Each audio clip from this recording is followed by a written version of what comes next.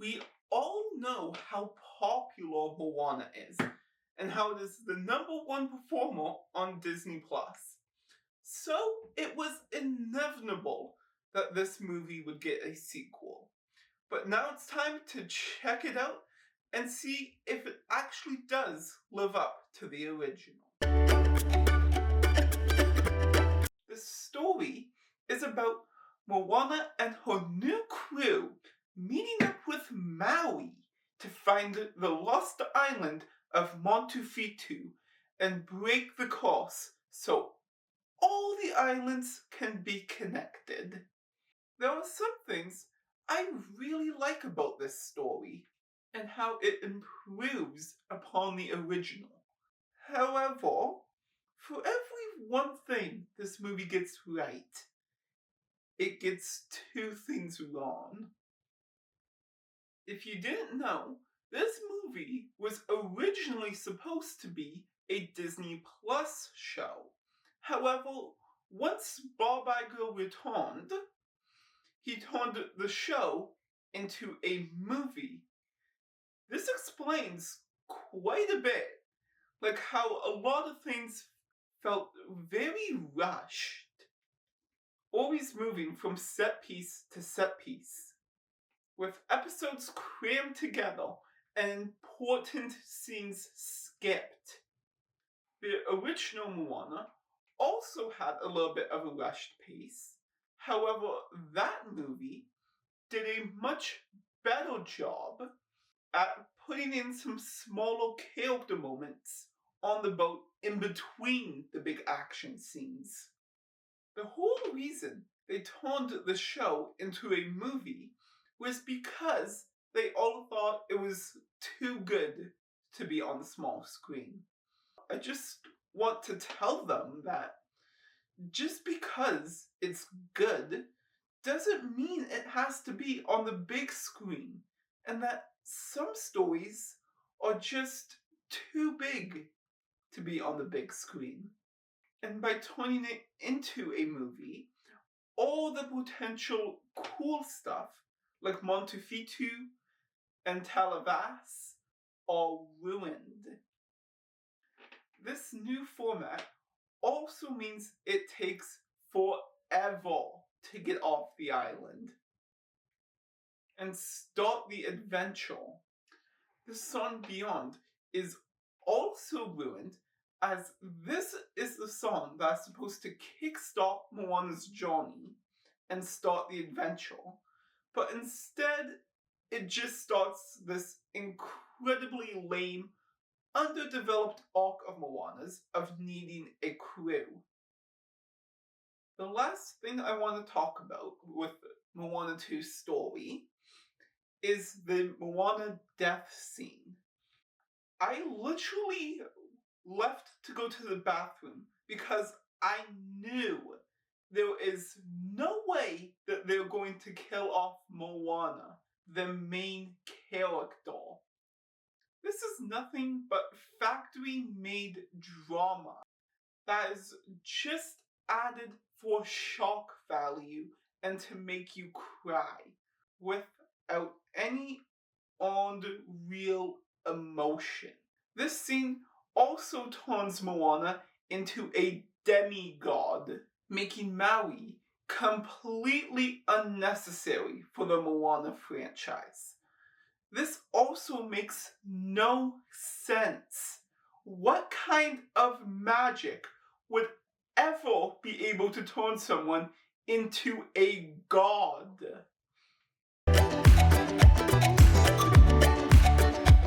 I don't have too much to say about the animation, other than it looks stunning for most of the movie, with so many amazing colors that pull you in. My main problem with the animation is the final act, when they get to the storm guarding the island of Montefito, where everything just looks so bland and dull, refusing to give the epic climax this movie desperately needs. Lin-Manuel Miranda did not return to do the music, and instead they got two songwriters named Barlow and Emily Bale. Two songwriters from TikTok just don't have the qualifications or experience that is needed for the Disney standard. The songwriters also had no previous involvement in writing for musicals and are only known for their TikTok career. I feel like they were only chosen to make this music hip and popular with the kids, without any concern for how good the music actually is. Moana's new I Want song is called Beyond, and is not bad, but is just not as compelling as How Far I'll Go, where Moana is singing about how she feels torn between what is safe and familiar or risking everything for her dream of being on the water. This new song also just seems confused and anticlimactic.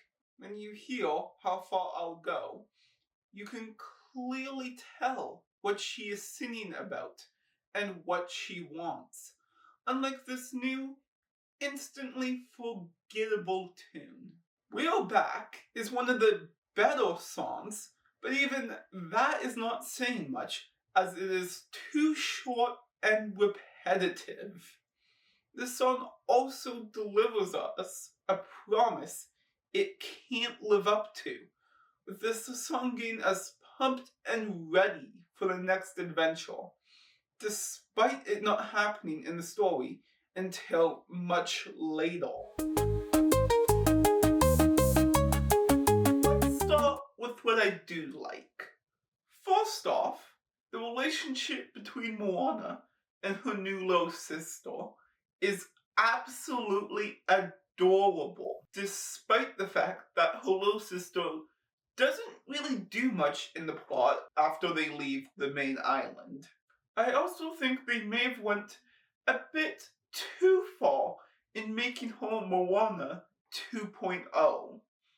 However, she also has so many good lines, like when she stows away on the ship, only to get caught by Moana and say, "I'm coming with you." It's downright tragic that these two characters have to say goodbye.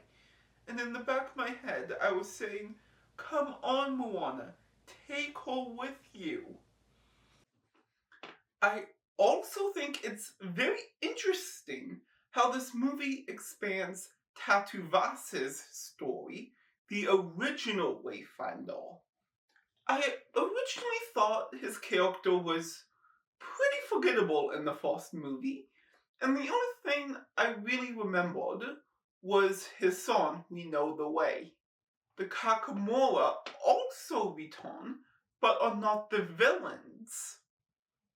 This allows us to get to know these characters and their species, and why they are so evil in the first movie. It turns out the truth is actually kind of sad, with them just wanting to go home to their island, which is in the storm. Moana's journey is far less compelling this time around, and she just doesn't grow as much, and is just kind of there. Maui is also pretty forgettable, only being shoved into the last 40 minutes. If Maui is not important, then just don't include him and save him for Moana 3, and have this movie focus on her relationship with these new characters. I feel kind of torn on the villain Matangi.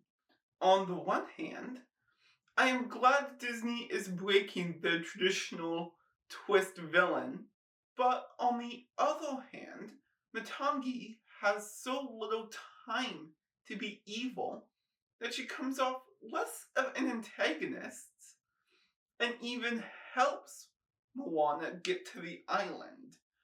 I also really like her bat powers, despite the fact that they don't do anything interesting with them, and we learn nothing about them.